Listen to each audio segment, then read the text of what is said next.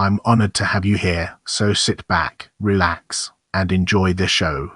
Greetings, explorers of knowledge. Join us as we embark on a quest to understand Alan C. Nelson. Alan Celsius.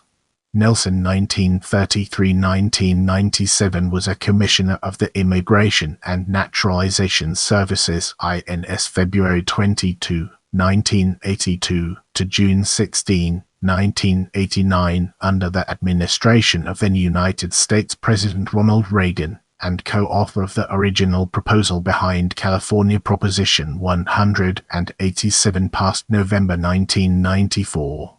Welcome to the next segment, where we explore early life and education and its significance in our journey.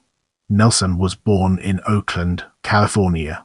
Nelson obtained an undergraduate degree in business administration from the University of California, Berkeley, where he was a member of Tau Kappa Epsilon fraternity, and graduated from the University of California, Berkeley Law School in 1958. In this chapter, we'll be unraveling the enigma of before September 1981, California government and private sector law and discovering its transformative power. Before September 1981, Nelson had worked in both the California state government and the private sector, attorney at the law firm of Rogers, Clark and Jordan, deputy district attorney for Alameda County, California. His co-workers here included Edwin Meese, who would later become a counselor to President Ronald Reagan, Assistant Director of the California Department of Human Resources, Director of the California Department of Rehabilitation Section, lawyer with the Pacific Telephone and Telegraph Company. Nelson's years in the California state government were under the governorship of Ronald Reagan, who would later nominate Nelson for the position of INS Commissioner. Nelson played an important part in Reagan's welfare reform efforts. He also served as chairman of the California Governor's Committee for Employment of the Handicapped. He received numerous awards from various public and private organizations for his role in working with the handicapped in California. In the upcoming portion, we'll be dissecting September 1981 to February 1982, transition from Deputy Commissioner to Commissioner of the INS to gain a comprehensive understanding of its implications. On September 23, 1981, Nelson assumed the position of Deputy Commissioner of the Immigration and Naturalization Services INS, to which he was appointed by then United States Attorney General William French Smith. At the time, INS had not had an appointed commissioner since Leonel Castello's resignation in September 1979, and it had been run under Acting Commissioner David W. Crossland and later Doris Meissner.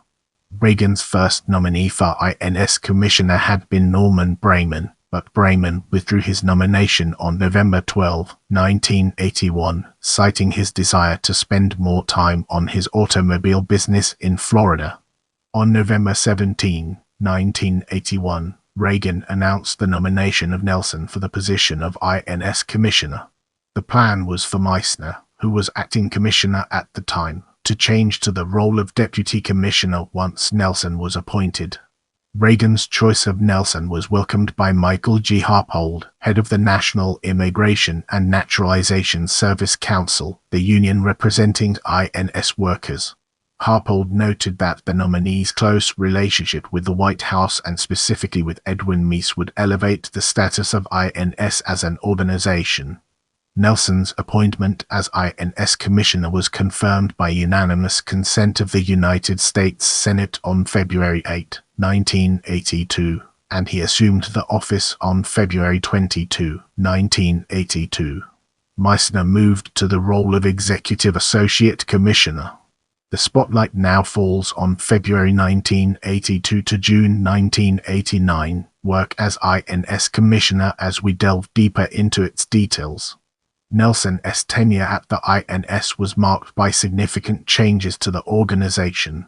In 1983, the INS under Nelson began working with the United States Catholic Conference on amnesty, with the Catholic Conference seeking to play the role of guiding aliens in applying for amnesty and representing them as de facto lawyers. The amnesty program was finally passed as part of the Immigration Reform and Control Act of 1986 that additionally imposed employer sanctions and enhanced border security. The INS under Nelson implemented these provisions. As part of this, Nelson opened more than 100 new field offices to process amnesty requests, beefed up the United States Border Patrol, and began work on the Systematic Alien Verification for Entitlements (SAVE) program intended to help government agencies deny benefits to aliens who were not eligible for them. Nelson also announced in October 1987, and subsequently implemented, the INS Family Fairness Executive Action. Under Nelson's leadership, the agency grew by $650 million to more than $1 billion, and the staff swelled by 6,000 to a total of about 17,500. In 1989, the United States Department of Justice, under United States Attorney General Dick Thornburgh, who had taken office in 1988 under President Reagan and continued in office under George H.W. Bush, conducted an audit of the INS. Aides to Thornburgh told the New York Times in March 1989 that Thornburgh was eager to replace Nelson and bring the INS more firmly under his own control. The audit revealed a range of alleged problems around agency mismanagement, including 23,000 citizenship certificates lost by the regional agency in Miami. Officials claimed all but 5% of the lost certificates were found, $1,500 spent on an oil portrait of Nelson, and unclear accounting, management, and administrative practices. The audit also noted a growing backlog in cases awaiting decisions. Nelson was fired from his post, with his last day as INS Commissioner on June 16, 1989. Deputy INS Commissioner James L. Buck was named acting head of the service, and Gene McNary was rumored to be the next nominee for the role. Nelson continued on at the INS in a consultant role for a few more months, to help with a successful transition to his successor. McNary assumed the office of INS Commissioner on October 26, 1989. Get ready for an exciting part as we dive into political activism. After finishing his work at the INS, Nelson resumed private law practice in California. Amidst growing concern in California about illegal immigration from Asia and Latin America, he worked with Harold W. Izell to come up with a proposal to bar illegal immigrants from receiving an array of public benefits, from education to health care. This proposal went on the California ballot as California Proposition 187 in November 1994, and passed comfortably. However, some of the provisions were challenged and got tied up in the courts later. In 1995, Nelson leveraged his knowledge in immigration law and experience at the INS to work with Dewey Pearl, an immigration attorney in the Bay Area, to co-found Pearl Law Group, now Pearl Immigration, and focus on global immigration, I-9 compliance, and mobility management for companies.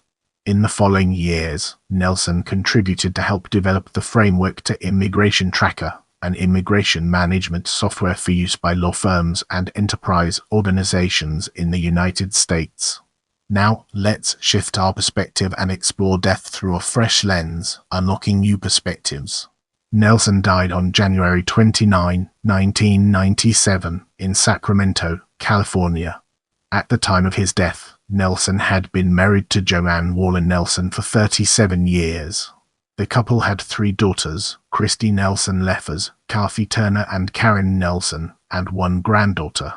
Don't forget to hit that notification bell so you never miss an update from my channel.